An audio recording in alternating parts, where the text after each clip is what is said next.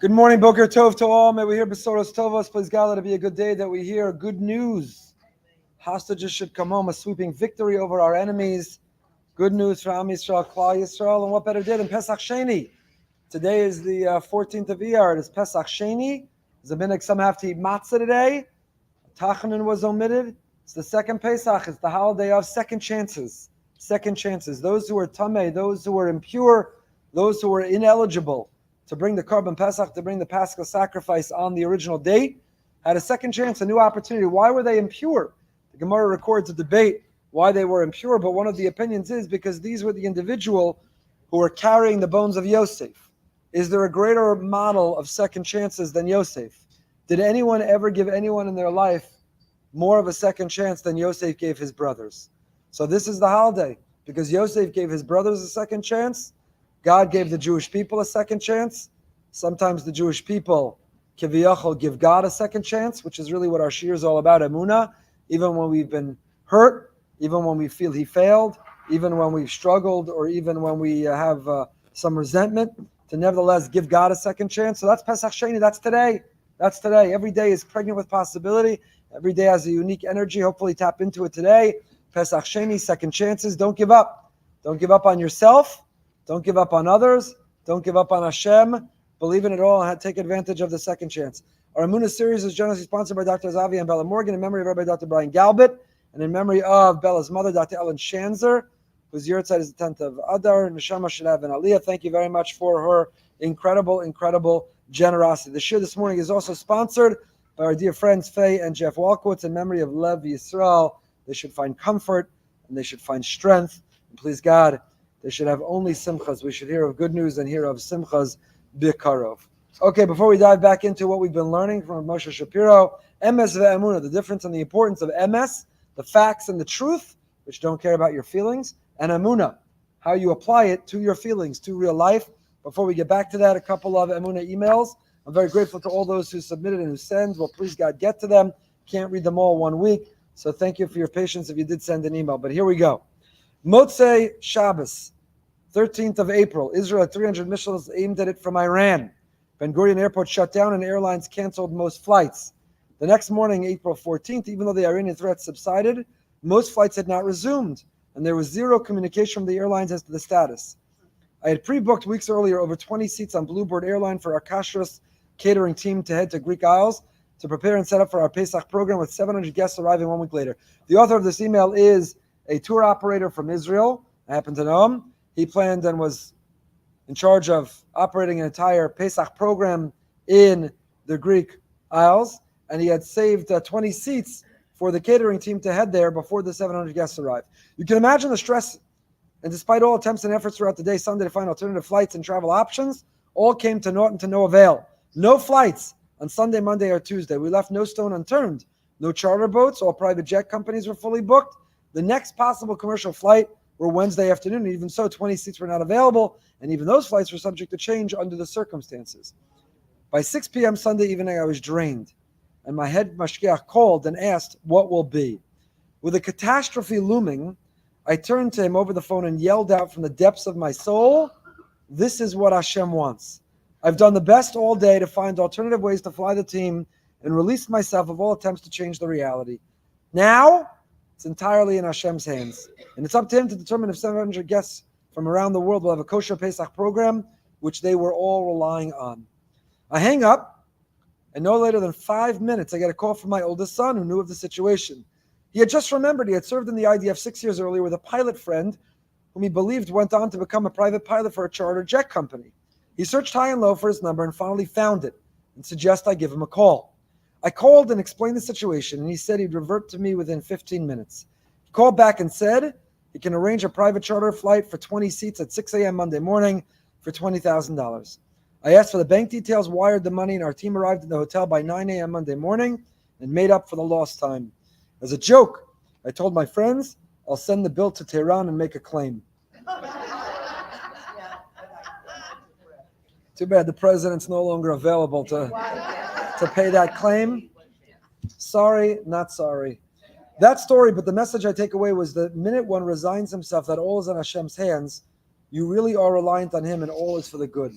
Feel free to share. all the best. So in that moment, he let go and he let God. Right then was when the Yeshua came. And it doesn't mean it always will. As you know, and as we emphasize each and every week, Emunah is not on condition. Emunah doesn't mean automatically or by definition that it's going to have a good ending. It's not, when I let go and let God, when I submit and surrender, when I realize it's entirely and all up to Him, then He'll all automatically come through. Because if that were the case, I wouldn't really be surrendering to Him. I would just be performing as if I'm surrendering to Him. And as long as I perform and display as if I'm surrendering to Him, then I can bank on and count on He's going to come through. It's not so simple. It doesn't work that way. You have to be prepared that it's not going to work out, and that also is because of Him. But the author of that email is right, that sometimes we talk to Hashem and we ask for His help only as yet another item on our checklist. Got to go to the doctor, got to take the medicine, got to do the rehab, got to do the acupuncture, got to take the Chinese medicine, got to take the herbs, got to Google WebMD. Oh, and also I've got to say Tehillim. Just another thing on my checklist that when you add it all together, hopefully it brings the result that I'm looking for. But that's not how Emunah works. The way Emunah works is I do the other things because they too are forms of Emunah. Emunah is with my lips, but Emunah is also with my actions. But in the end of the day, I know all along it is entirely, exclusively, only up to Him. It's up to Him. You know, last night there was a APAC event with our BRS Pillar Society because APAC entirely pivoted its methodology. They had to, and they're winning.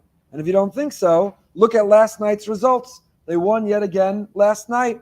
Current member of the squad whose sister was running to join the squad, who was many points ahead in the race, and there are many other examples like this. When APAC put together its resources from the community, pro-Israel community, Jew and non-Jew across the country, and entered these races, they have defeated our enemies. And make no mistake, if they didn't or if they don't, that squad will only grow. There'll be more people voting against. You know, this year Israel's getting $18 billion with a B, $18 billion from America. Now's not the time to get into the importance, the role that the U.S. plays, and our role in encouraging the U.S. relationship with Israel. To put that in perspective, the entire military budget of Israel annually is $18 billion. And America matched that budget this year because Israel needs to double it with the war it's fighting on multi fronts with $18 billion. But that doesn't happen if the wrong people are in Congress. So there's an entire strategy and there's an entire methodology, and you have to figure out who you can, in the primaries, back and who can defeat, and when do you put the money in, and when do you buy the ads, and when do you want the other candidate to know they have the backing, and when do you want them to not know they have the backing and be caught by surprise. And there's an entire methodology and strategy, and it was an amazing evening. We learned a lot. We didn't know the results during the program last night, but late last night I woke up this morning to find out, Baruch Hashem, B'li Ayin Hara, yet another victory. And we're hoping and davening from the depth of our being for two of the most, I don't even know what words to describe, vile members of the squad, whom APAC is taking on in their primary, hopefully will be defeated as well in another few weeks from now. But one thing was missing last night, and I thought about throughout the program, and that is Leiv Malachim Biyad Hashem. We do all that we can. We put all our resources together. We employ all of the greatest strategists, all of the greatest consultants. We come up with all the greatest plan. We do everything we can to defeat those who seek to defeat us, to eliminate us. But the most important thing we have to do is daven. Daven. You can put together the biggest war chest in the world to back the right candidate. You could take out the biggest ad buys in the world. You can knock on as many doors as you want. But if Hashem wants that wrong person in, they're going to be in. If Hashem wants to defeat that person, He doesn't need you. We need to take our initiative, but we can't ever forget that it's all up to Hashem. Don't let the initiative get in the way. Don't let the initiative be friction or a barrier to remembering. In the end of the day, it's all up to Hashem. So a person has to sometimes sit back and say, I did all that I can, and I now resign myself to the fact that it is in your hands. I made every phone call, I made every appointment, I took every effort, every initiative in whatever area or realm of life, and now I surrender. It's up to you. The rest is entirely and utterly and exclusively up to you. And that is the moment that we are displaying not only the Emet, that He's in charge and He's in control, that is the moment that we are displaying the Emunah we're putting into practice, and that's the second email that I want to read to you.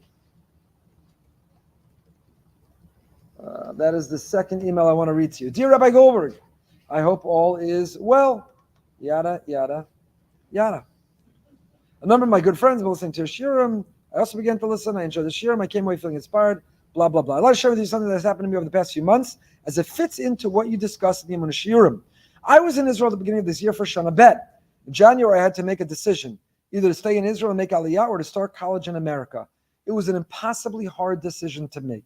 This is because from before I could remember, I had planned to make Aliyah after seminary. But also for multiple reasons, I was having a really hard time making the final decision about Aliyah. I felt as if many things were holding me back. As you say in the Emunah shiurim, I kept trying to frame my thoughts that whatever I would decide was where Hashem meant for me to be. But it was very hard for me because I felt that both options were wide open. So I couldn't figure out where Hashem wanted me to be. I desperately want to stay in Israel, but I also felt that being with my parents in America would allow me to feel more grounded. After many tears and many conversations, I made my decision to come back to America for the semester, postponing my Aliyah for some time later when I felt more stable. I was unsure about my decision, and even as I was getting on the plane, I was still unsure. Once I got back to America, I only had a few days before starting college. It was a whirlwind. I felt as if I was just going through the motions of life. I was struggling with whether I made the right decision. Then, on my first day of college, I heard from someone that one of my good childhood friends was probably about to be diagnosed with cancer. As the days unfolded, I found out that my friend's diagnosis was even more serious than originally thought, and it was going to be a really hard fight for her. Having been in Israel for the past few months, it had been a long time since I had seen her, and I didn't even get a chance to tell her yet that I was back in America. She thought I was still planning on making Aliyah. I made sure to tell her that I was in the country, and I made sure to go spend time with her as soon as possible. I continued to spend as much time with her as possible, and at one point I remember her telling me, "I'm so happy you're in America." But all of a sudden it hit me. Up until December, I truly thought I'd be making Aliyah in January. Instead, I was in America. Being in America gave me the opportunity to visit her, see her in person, and keep her company. I don't know why Hashem does what he does. I don't know why my friend has to be diagnosed with something so serious, and I daven every day for her to have a complete refuah shlema. However, now my perspective on decision-making has changed greatly, because when I made the decision, I could never have known what would be about to happen. I had to make the best decision I could with the information I had, but ultimately Hashem was the one who put me in the right country at the right time. I couldn't be more grateful for being an American now, as I've been able to spend a tremendous amount of time with my friend and keep her company. Going forward, as I now decide whether or not to make Aliyah in September, thinking back to this decision about how many unknown factors go into each decision helps me remain calm, because I know Hashem has the greater plan. It was so unfortunate something so terrible was giving me that perspective. I hope it will never happen like this again. But now I'm able to better trust on Hashem and put him in the right place at the right time. I just have to do the best with the information I have. Thank you so much. Have a good Shabbos. We daven from the bottom of our hearts. Her friend should have a refuah shlema, complete, speedy, and painless refuah shlema, and that she should be able to fulfill this dream, make Aliyah, and continue in the holy land. But again, you see from this email, it's something that we're all trying to live and practice, that we do the best that we can at that moment with what we have. But afterwards, don't perseverate, and don't get stuck, and don't be paralyzed, and don't second guess, and don't get regret. Realize, wherever I am, it's where I'm meant to be. And sometimes we find out quickly why we're there, and other times it remains a mystery. We may never find out, but it gives us the peace of mind, and it gives us the calm that we crave, and it gives us the serenity that we need to live life. I get all the variables, I consider all the options, I consult with all the smart people, and I come to a decision. And once I come to it, I am where I am meant to be. And maybe we'll find out, maybe we won't, but that's what it means to live with Emunah. We are on page Chaf Aleph. There are more copies up here. We're on page Chaf Aleph. Rav Moshe Shapiro again has been developing the idea of Emes and Emunah. Emes, the truth that God exists. The truth doesn't need your help. Whether you believe in him or not, Hashem exists. It's his world. He controls it. He is the source of it. Emunah is, now that I know and I live, I submit and I surrender. I recognize I am where I'm meant to be. I have what I meant to have. I have what I meant to need. So he continues. Emunah is what collects the emes in the time of clarification. When we have a breakthrough and we see the truth and we know the truth, and now we're ready to apply and execute and manifest and live the truth. You could have all the emes in the world. This girl just came back from seminary. 1.5 years, 2 years, Shana Bet. 2 years of Torah learning. And I'm pretty confident she had classes on Emunah and Bitachon. And she probably went to the Kotel and went often in Kever Rachel and Tiulim all over Israel. She probably met with amazing rabbis and amazing teachers. And they were also amazing, Baruch Hashem. And they were incredible. And they were so special. And her Emunah expanded and grew off the charts. Her emes, that there's Hashem. No doubt. Maybe she took the discovery seminar at Aish.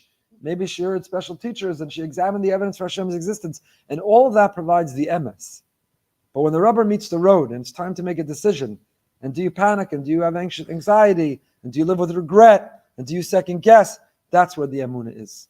Emes is in the classroom at seminary. Emunah is in the kitchen and the carpool and at work and in the boardroom and at the airport, and it's in every decision that we have to make. Emes is somewhat easy. Examine the evidence, take the seminar, read the book, listen to the tape. Emes is somewhat easy.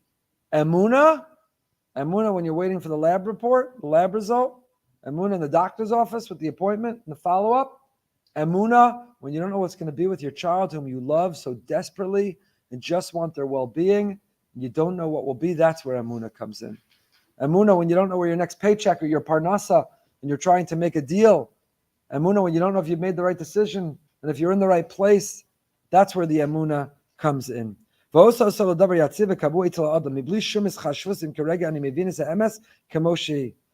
Emunah is executing whether I get the emes or not. Sometimes the emes is beyond us. The truth and the greatness is beyond me. I don't understand the intricate, detailed laws. I don't have access to the understanding. The emes is beyond me. The brilliance, the complication, the minutia, the details of the emes is beyond my grasp. But Emunah mashira osi b'tchum shel emes la'olam. Sometimes the emes is complicated. The emes, the truth, the facts, they're complicated. They're complicated. They're beyond my grasp. But you know what's always available to me? Emunah pshuta. Emunah pshuta is what so many of our grandparents had, our great-grandparents had. You know what Emunah pshuta is? Tevya, I'm fiddler on the roof. In the barn, flipping the hay, having a conversation with God. I don't know Fiddler on the Roof well, so I'm not ranking on it. But I have no idea whether Tevye was even literate. I don't know, do they reveal that in the movie, in the play? I have no idea. My daughter started in Tevye in high school. I could ask her. I have no idea she was Tevye. I don't know if Tevye was even literate. Tevye probably didn't go to Esha Torah's Discovery Seminar. Tevye couldn't tell you the Bible codes. Tevye couldn't recite Shas Bal Peh. He couldn't tell you the Talmud by heart.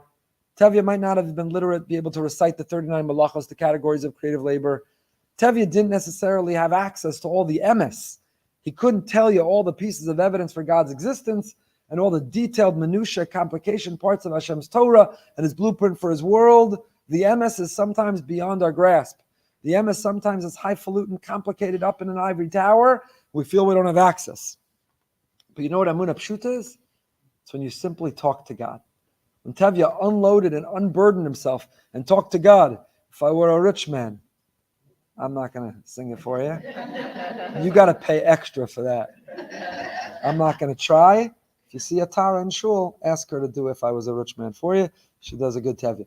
But I'm not going to do it for you. But you know what Emunah Pshuta is? Emunah Pshuta is when you talk to God. Help my child not intermarry. Help me have a living and a livelihood. Help me milk this cow. Help me turn over the hay. Emunah Pshuta is, I can't tell you the evidence for His existence. I can't recite the detailed laws of His Torah, but He's my best friend. I feel His presence. I feel His guiding hand on my shoulder. He is with me all day long. I talk to Him from when I wake up until I fall asleep. Emunah Pshuta. I was once at the Kotel, the Kaisel, whatever you call it, and I heard maybe the greatest expression of Emunah Pshuta in my life. Of course, it was a Sephardi. I was standing next to a Sephardi, and he was davening, and I felt so guilty and terrible. I wasn't eavesdropping. He was just davening so loud. But he wasn't saying words from a siddur, and he wasn't saying words from Tehillim.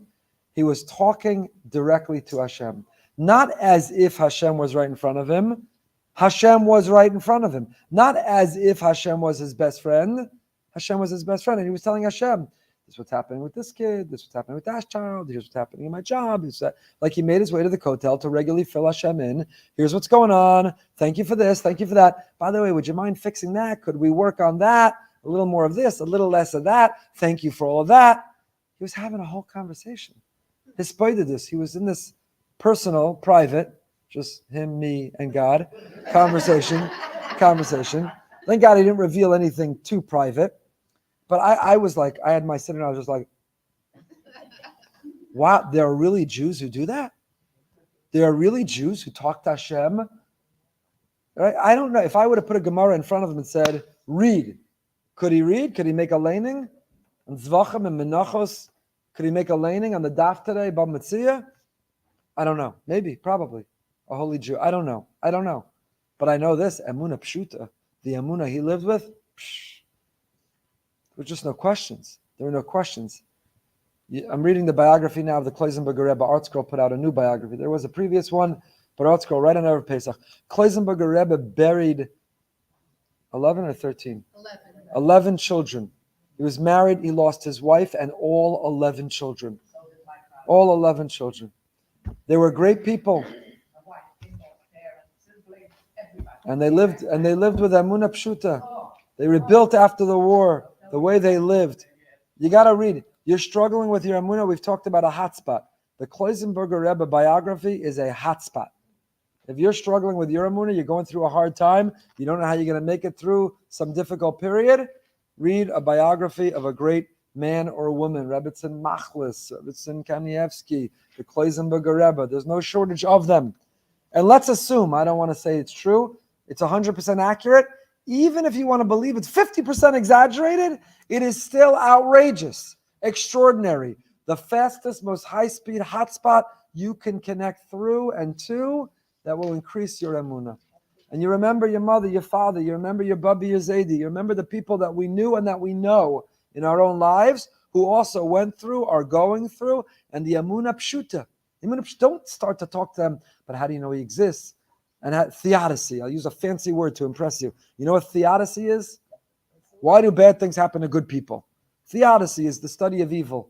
Why is there evil in this world? Why do bad things happen to good people? The fancy word, if you go to college, which used to be a place for smart people, not anymore, they'll talk about theodicy, the divinity school of that horrible place whose insignia says in Latin Emet, but it is the capital of Sheker. And they'll talk in divinity school, theodicy. Why do bad things happen to good? You know, the Kloisenberger Rebbe, he didn't ever talk about theodicy. He had a PhD in theodicy. He didn't have to talk about it. Emunah Pshuta, survivors who rebuilt, that's Emunah. MS is the truth. Sometimes it's beyond. For Tevye, he happens to be the Kloisenberger Rebbe, was an enormous Gadol B'Torah. He knew the MS and he lived the Emunah. He had both.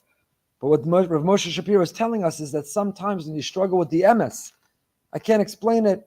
I don't have access to the complicated part of it. It's highfalutin, it's complicated, it's complex, it's beyond me, it's beyond my grasp. I'm lost. The MS, I'm lost. But the Emunah, there's no question. I talked to God at the kotel, Tevye in the barn. I'm just, Emunah Pshuta. There's nothing to talk about. There's a Hashem. This is all for a reason. There's a plan. I'm in his hands. I surrender to him. 100%. The Emunah leaves me within the world of Emes forever. Turn the page, Chav Beis. The Emunah Emes nikletas when it passes b'chol ofen ve'inyan. With Emunah, the Emes is gathered and can be collected and can manifest in every way. Beinim im netzis ba'osa rega, ba'osa charifa shel hasaga k'mo sha'isa mikodem, beinim hi ne'ederes min haseichel. Sometimes the Emes is revealed, right? The morning after the Iran missiles all were intercepted, the Emes was the Emes. It was every headline. Even the enemy media, the headline was the Emes. That against all odds, miraculously, beyond comprehension, all the headlines and all the data was that Hashem helped us and the extraordinary collaboration knock all those missiles out of the sky. That was the Emes. Sometimes the Emes is clear as day. A helicopter went down. It's unbelievable. the country that wants to destroy us, is being destroyed and self-destructing. It went down, that helicopter, with its president, foreign minister, the butcher of Tehran. It went down. The headlines are right in front of our eyes. Sometimes the emes is visible, discernible, measurable, undeniable. The emes is clear as day. Clear as day. And sometimes the emes is hidden. And sometimes you read even between the lines, you still can't find it. It's not the headline, it's not the subtext, it's not under the fold, it's not in the back page. The emes, you're searching, you're yearning, you're looking, you're reading, you're trying to find. Where's the emes in this diagnosis? Where's the emes in this, what this child is struggling with? Where's the emes in my difficult parnasa? Where's the emes in this long wait for a shidduch, a bashert? Where's the emes in this wait for fertility, secondary infertility? Where's the emes in it? Sometimes you can't find the emes anywhere. That's where the Emunah kicks in. That's where the Emunah is. Emes is sometimes clear and sometimes hidden. Emes is sometimes a headline and sometimes you can't find it anywhere. But the Emunah, living with Emunah, connecting to Hashem, submit and surrender, let go, let God, feel His presence, that is always. Emunah is set and you can always rely on it. You can always rely on it. And that's why one is Zachar and one is Nekeva. We'll pick up with this next week. But Emes is Lashon Zachar. Emunah is Lashon Nekeva. Because one is intellectual and cognitive and theoretical and abstract, and that's masculine. And the other is lovely, everything in your ivory tower, but we got to put it together and run a house. Akeres habayis. Somebody's got to get the kids off to school. Somebody's got to make Shabbos. Somebody's got to take all your nice ideas, all your fancy divrei Torah about Pesach. Who's making Pesach? Somebody's got to drive the ship. Somebody's got to get us where we're going. Someone's got to make it happen. Someone's got to execute and manifest. Someone's got to bring it into reality. We'll pick up with that next week, which actually correlates what we just spoke about in 10 minutes of meaning. We spoke Shema b'ni musar avicha v'altitosh Torah simecha. What's the difference between musar avicha, the musar of your father, and Torah simecha, the Torah of your mother? The father transmits the musar, and the mother transmits the Torah.